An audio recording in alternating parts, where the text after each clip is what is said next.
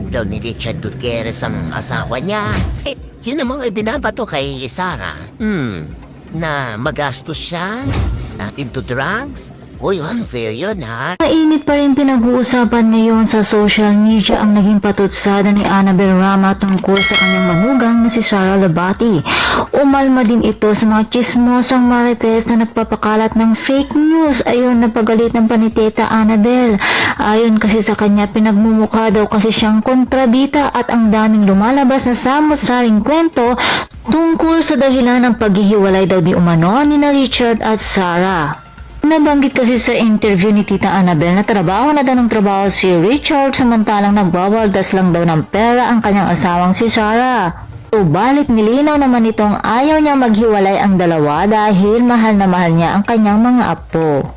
May mga lumalabas naman na balita na ayaw daw di umanong pagtrabahuin ni Richard si Sarah dahil gusto nitong nakafocus lamang siya sa mga anak nila. At isang makahulugan naman ang naging post ng ama ni Sarah na si Abdul Labati na pumukaw sa atensyon ng mga netizens. Ayon kasi sa kanyang post, "Enjoying every moment with family, the convoy keeps going and don't mind dogs barking." At tila mukhang pinapatamaan daw di umano niya ang kanyang balay na si Annabel Rama.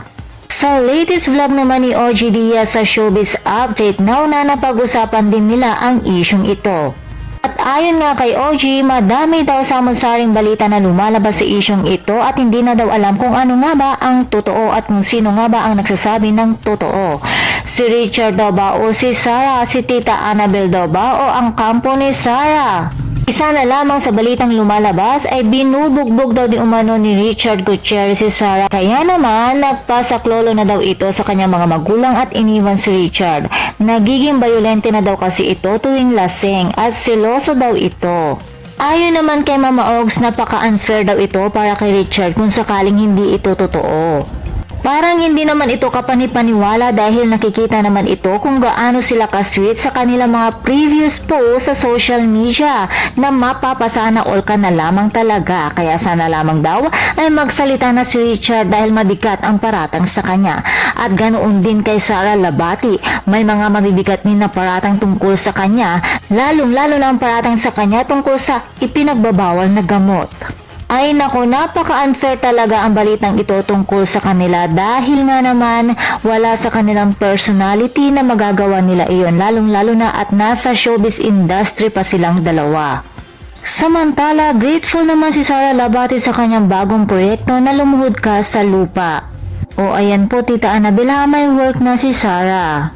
Siguro naman po ay pwede na siyang gumastos, charot. Nabanggit naman ni Tita Annabel na magsasalita daw di umano si Richard Gutierrez sa takdang panahon. Subalit, kagaya na lamang ng lagi nating sinasabi, tatlong bagay lang naman yan. Version mo, version niya, at ang katotohanan. Pero sa huli, hangad pa din natin na magkaayos na ang lahat. Kaya naman mga chikadoras, please don't forget to like, share, and subscribe my channel. Thank you for watching mga marites!